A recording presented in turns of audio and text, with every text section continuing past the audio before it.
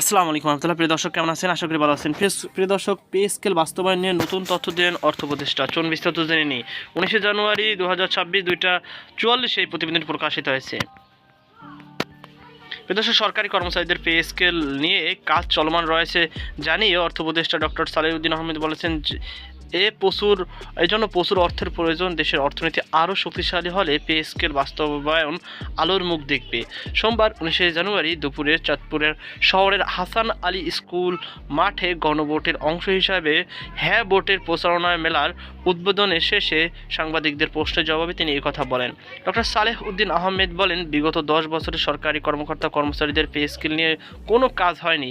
আমরা pay commission গঠন করেছি, এ বিষয়ে কাজ চলমান রয়েছে। তাছাড়া দেশের অর্থনীতি চাঙ্গা করতে নেওয়া বিভিন্ন উদ্যোগের ফলে বৈদেশিক মুদ্রার রিজার্ভ $18 বিলিয়ন থেকে বেড়ে $32 বিলিয়ন পৌঁছেছে। পে স্কেল বাস্তবায়নের ক্ষেত্রে শুধু অর্থ নয়, বাজার ব্যবস্থা অর্থ সামঞ্জস্য রাখার বিষয়টিও গুরুত্বপূর্ণ উল্লেখ করে ডক্টর সালেহউদ্দিন আহমেদ বলেন, এজন্য প্রচুর অর্থের প্রয়োজন। তবে দেশের অর্থনীতি আরও শক্তিশালী হলে পে স্কেল বাস্তবায়ন আলোর মুখ দেখবে। এসব বিষয়ে পরবর্তীতে নির্বাচিত সরকার বাস্তবায়ন করবে বলে আশা প্রকাশ করেন তিনি। একই সঙ্গে দুর্নীতির বিরুদ্ধে ব্যবস্থা নিয়ে অর্থ উপদেষ্টা বলেন, আমরা দুর্নীতি নয়, সুশাসন ও জবাবদিহিতা সরকার চাই, যা আগামী প্রজন্ম ভোগ করবে। গণভোটে হ্যাঁ ভোট নিয়ে ভুল ব্যাখ্যার সুযোগ নেই উল্লেখ করে তিনি বলেন, অনেকেই মনে করছেন হ্যাঁ ভোট কোনো বিশেষ রাজনৈতিক দলের এজেন্ডা। বাস্তবতা হলো এটি দেশের গণতন্ত্রকামী সব দলের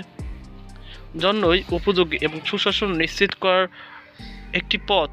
শুধু সুশাসনের জন্যই নয়, শিক্ষা, স্বাস্থ্য, সংস্কৃতি ও ধর্মসহ আরও গুরুত্বপূর্ণ খাতে সংস্কারের প্রয়োজন রয়েছে। এর আগে হ্যাঁ ভোট প্রচারণা বিষয়ক মেলার উদ্বোধন আগে অর্থ উপদেষ্টা মেলার বিভিন্ন স্টল ঘুরে দেখেছেন।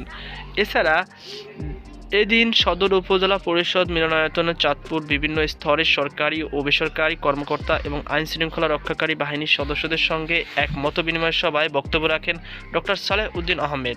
তো প্রিয় দর্শক, ইসলাম সর্বশেষ আল্লাহ হাফেজ।